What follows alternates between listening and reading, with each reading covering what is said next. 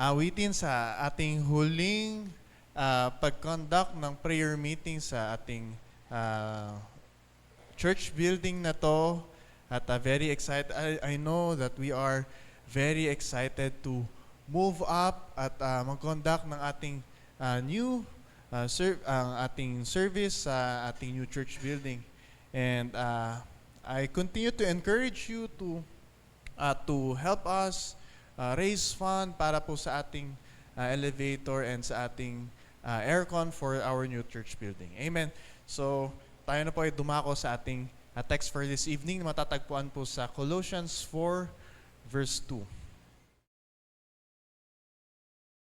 Ayan po, sabi doon, devote yourselves to prayer, being watchful and thankful.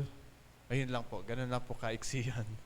So, ayun lang po, napakaikli po nung tinatawag ni Paul na further instruction. Pag tinignan niyo po siya dun sa inyong physical Bible, may kita niyo po, nakalagay doon, further instructions. No? So, malalaman natin as we discuss this verse na ito. No? So, in the book of Colossians, ito po ay series of instructions ni Paul sa church dun sa mga Colossians. No?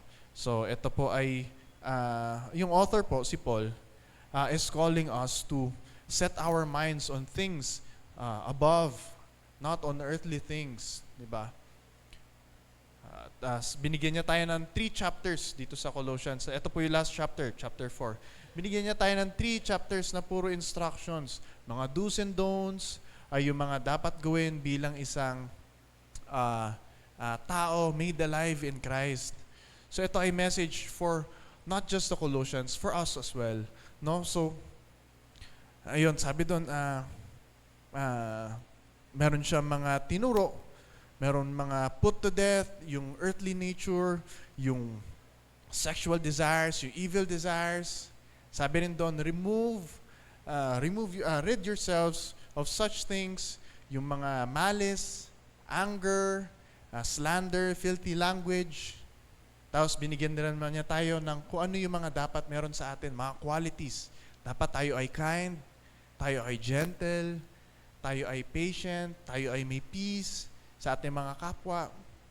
How we can treat our brothers and sisters, ano yung mga teachings na ating dapat i-avoid, ano yung mga dapat nating gawin. Kasama rin dito sa mga kanyang mga instructions, yung mga famous verses na ginagamit natin pag kinakasal. Wives, submit to your husbands. Husband, love your wife. Meron na rin dito, slaves, obey your master. Ang dami po nun. Basahin nyo na lang po pag meron po kayong time. Napakaganda po. And then sa pinakadulo po ng kanyang instruction, yung tinatawag niyang further instruction, devote yourselves to prayer, being watchful and thankful. No. Ang gusto sabihin ni Paul dito, manalangin ka, ikaw ay mag-pray. Dahil you cannot live kung ano yung mga instructions sa ni Paul. Hindi mo pwedeng magawa ito, hindi mo pwedeng live as instructed if you don't seek God's guidance, if you don't seek God's help. Pag hindi ka nag-consult sa iyong, sa ating Holy Spirit, seek God's help in everything that I have written to you. Yun yung gustong sabihin ni Paul dito sa dulong ito. And ito yung kanyang final instruction dito sa Book of Colossians. Sa ating modern world, marami tayong instructions na ginagamit sa mga different aspect, different environment. Meron tayong mga instructions na tinatawag.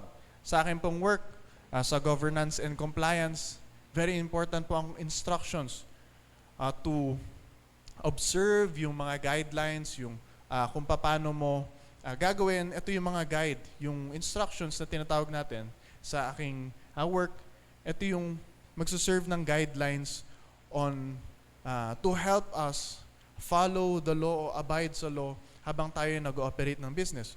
O pag meron ka namang product, let's say Jisu Life, pagbukas mo, meron instruction manual dito kung paano mo i-operate ang device na ito. Paano hindi mo siya masira, paano mo siya magamit properly.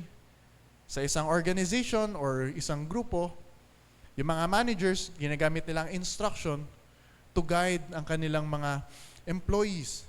mag-clarify ng expectation, and especially make sure na ang lahat ng empleyado o lahat ng members ng organization ay merong isang goal. No? Napaka-importante po ng instruction. Now, in the same way, ang gustong mangyari ni Paul, binibigyan niya tayo ng further spiritual instruction, no? On how we will live in accordance dun sa mga instructions. Doon, ang tinutukoy niya, yung mga taong ito, yung mga taong made alive in Christ. So, kasama po tayo doon. Kasama po tayo doon sa mga taong tinutukoy niya dito. Ang sabi niya, devote yourselves to prayer, being watchful and thankful. Meron po tayong 3 actions na binigay si Paul dito. Una, devote. Second, watchful. And third, thankful. Mabilis lang po ito. So una, devote. Pag sinabi po nating devote, ito ay isang act of commitment. You are daily committing to something na kung ano man yung tinatawag mo na meron kang devotion dun sa bagay na iyon. Ito ay continuous, frequent na iyong ginagawa. Watchful, sabi dun, watchful. Although dun sa sinasabi po ni Paul, maging watchful kayo dun sa mga false teachings, mga false teachers na maaari magturo sa iyo ng mga ibang bagay na hindi dapat gawin, mga dapat gawin.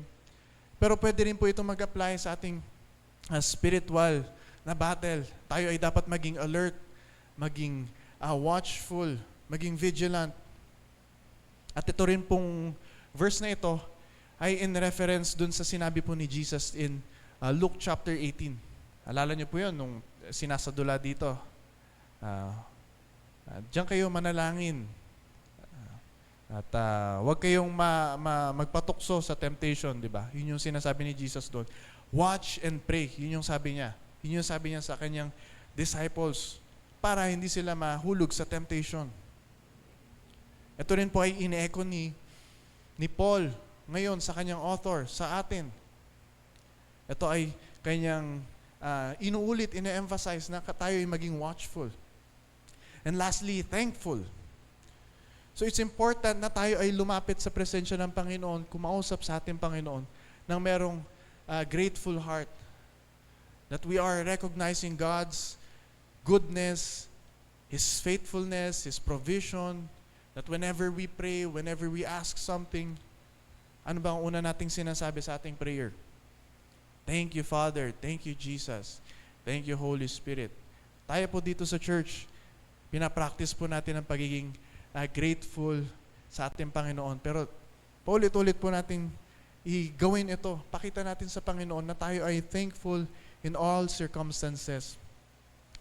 Now, the Bible tells us how to live like Christ, how to walk in the light, in His path.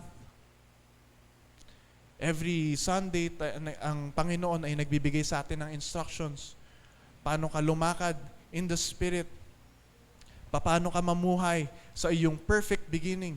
Paano ka magsimula sa iyong panibagong buhay? Made alive in Christ. And it all tells us one thing. We cannot do it ourselves. Hindi natin to kaya mag-isa. Hindi natin kayang sundin yung get rid of anger, malice, filthy language, o yung mga evil desires mo. Mahirap rin everyday na ikaw ay kind, ikaw ay patient, ikaw ay peaceful.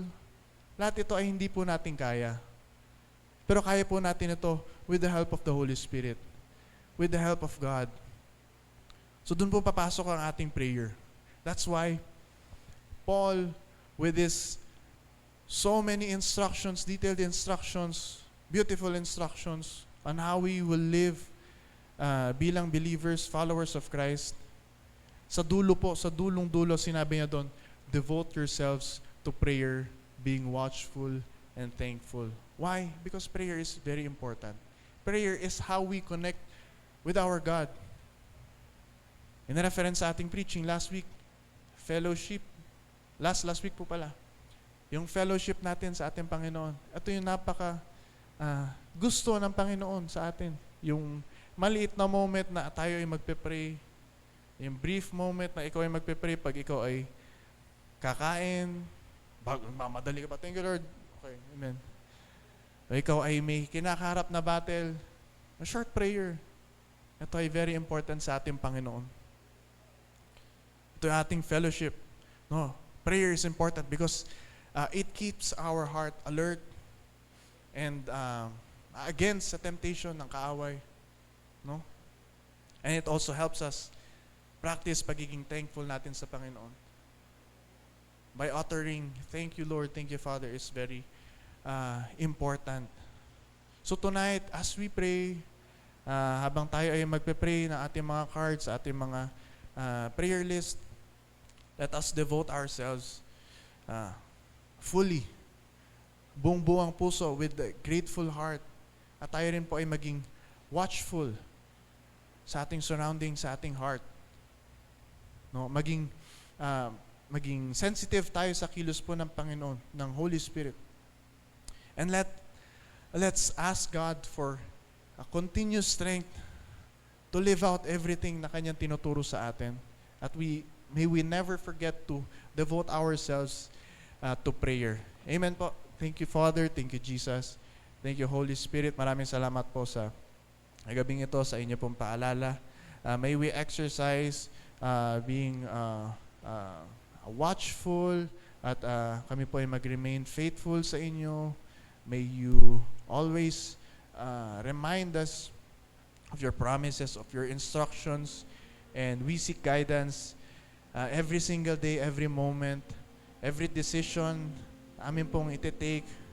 We need you, we need your wisdom, we need your guidance, Father.